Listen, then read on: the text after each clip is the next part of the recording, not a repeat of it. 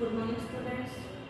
तो बेटा आज का हमारा टॉपिक है बायोटेक एप्लीकेशन चैप्टर 12 का ethical issues and bio piracy and bio patent. जो कल हमने बोला ही कम्युनिटी लेक्चर के अंदर कि हम इनको जो है आगे फॉरवर्ड करेंगे एनिमल की एप्लीकेशन और इन लास्ट टॉपिक्स को।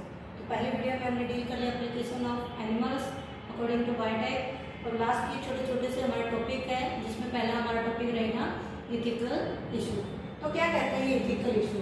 तो यहाँ पे हमारे कुछ ऐसे पॉइंट है जो यहाँ पे हमारे क्या करते हैं इश्यूज यानी कोई द्वंद पैदा करते हैं कि यदि हम बायोटेक को अप्लाई कर लेते हैं तो उसमें हमारी कुछ प्रॉब्लम्स आती है और वो क्या प्रॉब्लम्स है तो उनको हम 1 बाय 1 हम यहाँ पे डील करेंगे। सबसे पहले हमारी प्रॉब्लम यहाँ पे काउंट होती है कि जब हमने बायोटेक को अप्लाई किया तो हमारे जो जेनेटिकली मॉडिफाइड जो ऑर्गेनिज्म आए थे जिनके जीन को हमने मैनिपुलेट किया तो वो कैसे रहे अनप्रेडिक्टेबल। तो हमारे पास ये कोई रिजल्ट नहीं था कि किसी भी ऑर्गेनिज्म को यदि हम मॉडिफाई करें तो उनका रिजल्ट यानी भविष्य में यानी फ्यूचर में हमारा कैसा रहेगा।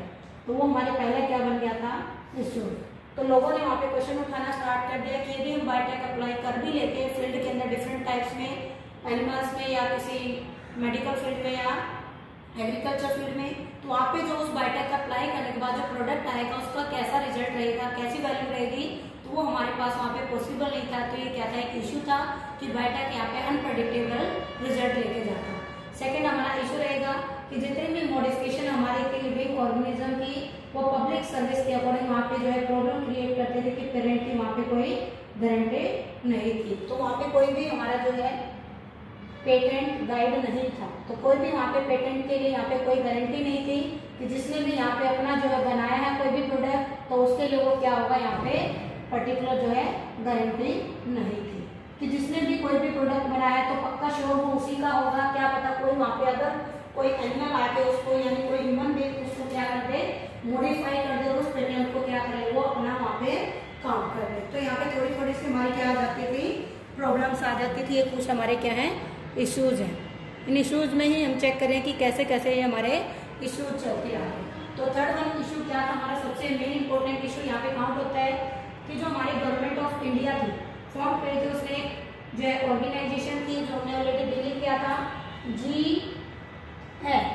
तो ये हमारे जो जेनेटिकली इंजीनियरिंग जो हमारी जेनेटिकली इंजीनियर्ड एग्रीकल्चर जो कमेटी थी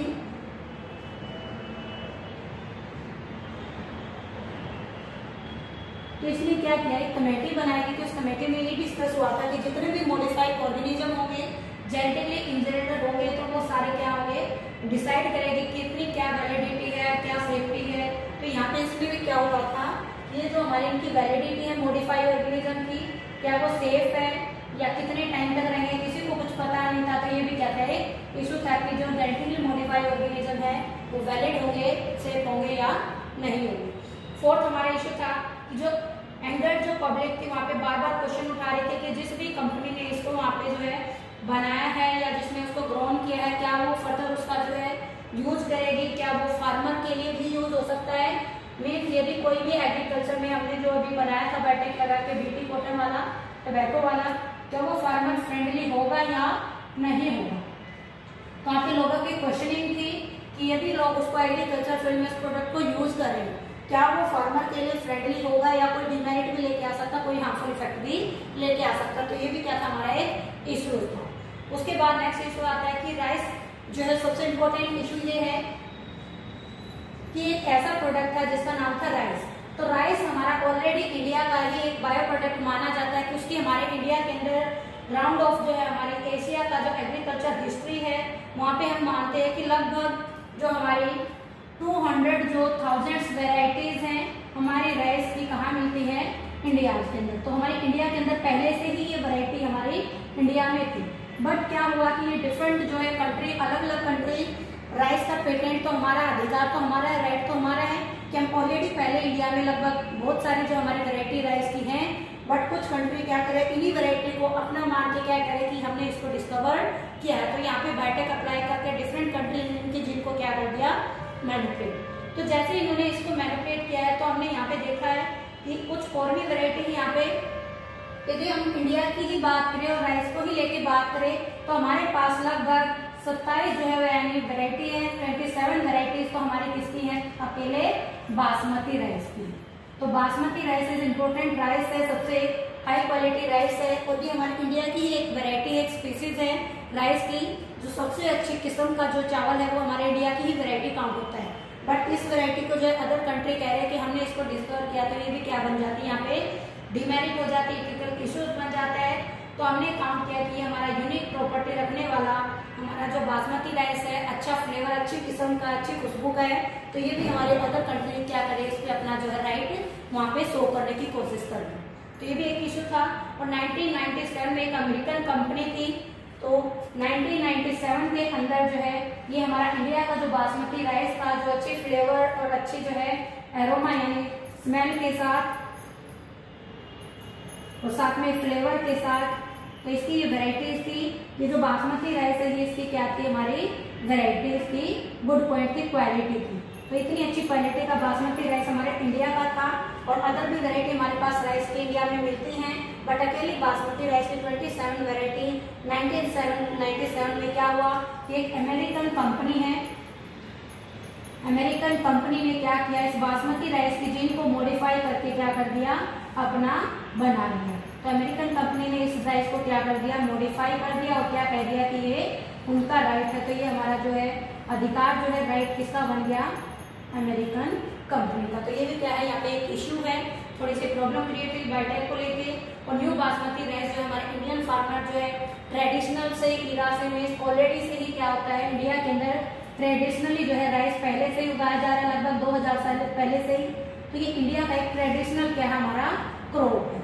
बट अमेरिका कह रहा है कि ये हमारा क्रॉप है, हमने इसकी जीन को मैनिपुलेट करके यानी मॉडिफाई करके हमने इसको बनाया। तो यहाँ पे भी कुछ इश्यूज आ रहे हैं। उसके बाद यहाँ पे कुछ ऐसे भी पॉइंट आए हैं कि इंडियन का जो ये बासमती राइस है, इसी राइस को क्या कर दिया, किसी वाइल्ड वेराइटी के साथ करके क्रॉस, और इसकी वाइल्ड वेराइटी को ही चेंज करके इसको क्या कर दिया गया, चेंज करके इसको बताया गया ये जो वेराइटी ऑफ राइस आई है न्यू, तो ये भी हमारे यहाँ पे क्या हो गया, ड्रॉप है कि हमारे इंडिया की बासमती राइस की वैरायटी को किसी वाइल्ड वेराइटी से किसी कंट्री ने क्रॉस करके कैसा बना लिया है, न्यू बना लिया, इसी को क्या कर दिया, यहाँ पे चेंज कर दिया।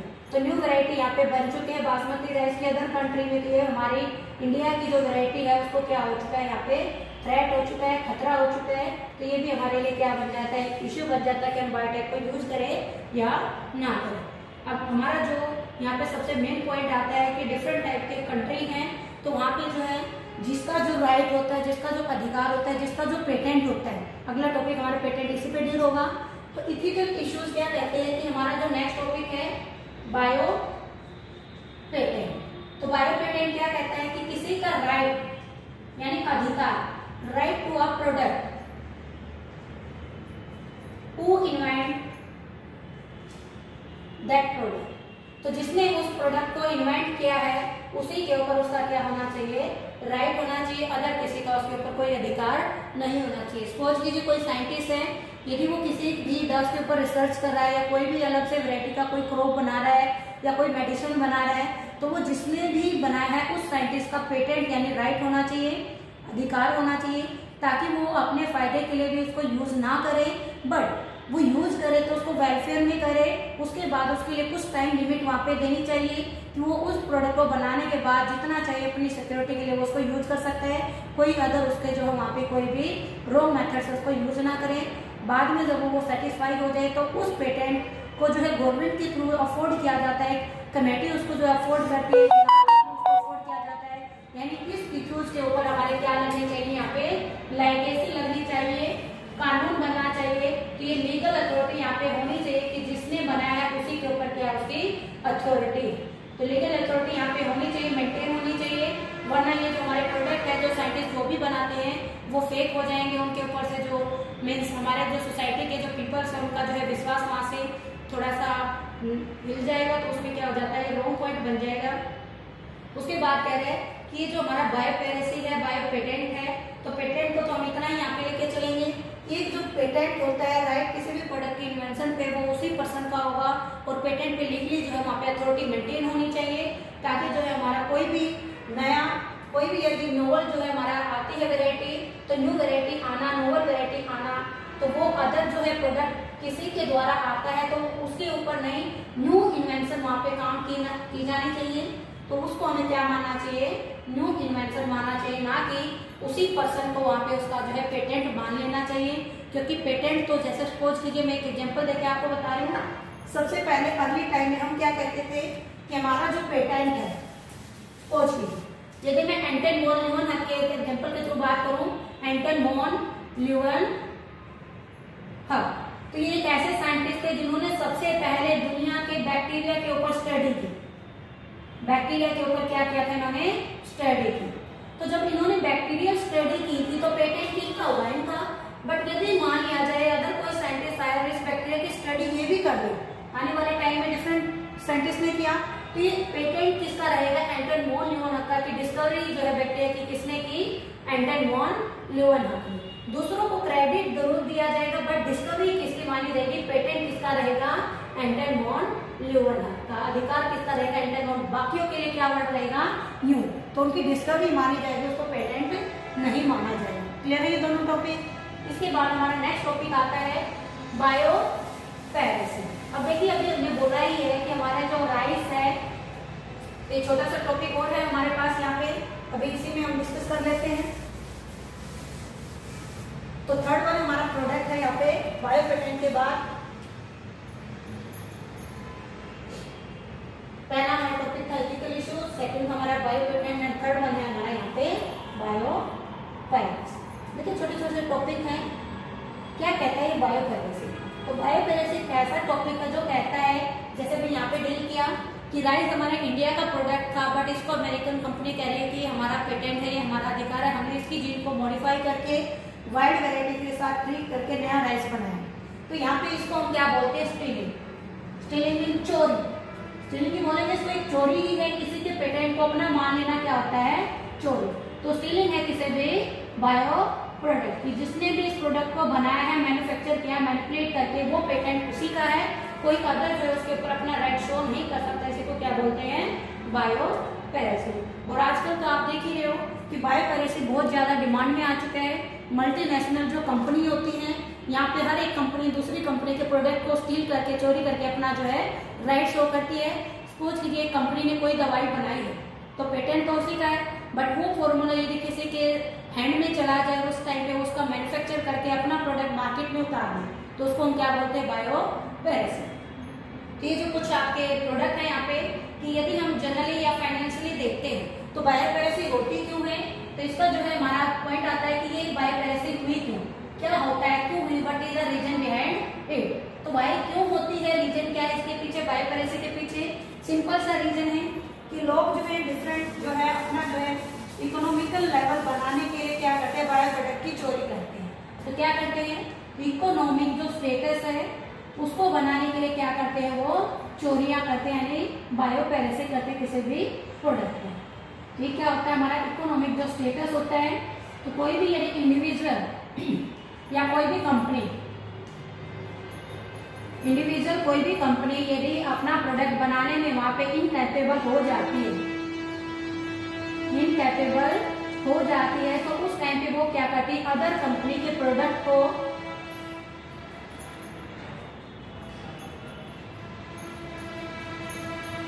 स्टील करके, चोरी करके, उसको जो है मॉडिफाई करके, स्टील क्या करेगी, फॉर्मूला, तो उस प्रोडक्ट का फॉर्मूला जो स्टीलिंग करके मॉडिफाई करके उसको जो है मार्केट में क्या कर देती है, उतार देती है, यानी मार्केट में अवेलेबल करा देती है। तो जो पीपल होते हैं उसी प्रोडक्ट को यूज करेंगे, बट वो जो कंपनी कह रही है कि ये प्रोडक्ट मेरा है, वो उसका नहीं होगा, किसका होगा, जिसने उसको बनाया है।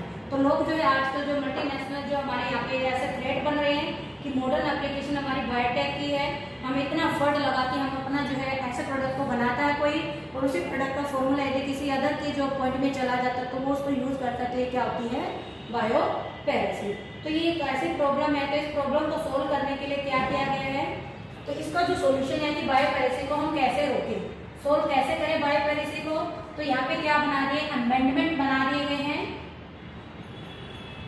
लॉ लगा दिए गए हैं, कानून बना दिया गया है, ठीक है, लॉ बनाए गए हैं। तो दो लॉ है हमारे पास, एक है इंडिया के द्वारा बनाया गया इंडियन लीगल अथॉरिटी के द्वारा बनाया गया हमारा इंडियन पार्लियामेंट जो रिसेंटली क्लियर करती है। और सेकंड जो है हमारा यहाँ पे क्या कहता है कि जो हमारा इंडियन पेटेंट बिल है that takes such issue for consideration. तो 2 अमेंडमेंट लग चुके हैं, जिसमें पहला अमेंडमेंट तो कहता है कि जिसका भी पेटेंट है वो उसी का रहेगा। इंडियन पार्लियामेंट जो है यहाँ पे क्या करती है, एक पेटेंट बनाती है कि संसद में जो है इसका जो राइट दिया जाता है कि जिसने इसको बनाया उसी का राइट है। सेकंड, उसकी जो प्रॉब्लम है उसको जो है सोल्व किया जाता है पब्लिक के अंदर कि ये क्या है, हमारे अमेंडमेंट है कि किसकी क्या प्रॉब्लम है। ये 2 बिल हमारे बनाए गए हैं, इससे बायोटैक्सी का पता लगा के इसको सोल्व किया जा सकता है। तो ये हमारा जो चैप्टर है बायोटेक, इन्हीं 3 स्मॉल टॉपिक के साथ हमारा कंप्लीट होता है application of biotech. Early video आप सारी वीडियो आप चेक कीजिएगा, सभी वीडियो में 3 एप्लीकेशन और लास्ट में 3 टॉपिक आपके इस चैप्टर को कंप्लीट करके रिवाइज कीजिए। सारे जो आपके क्वेश्चन हैं इनके जो है कंसेप्ट है उनको क्लियर करके अपना चैप्टर को अच्छी तरह से एग्जाम के लिए तैयार कर लीजिए। Thank you.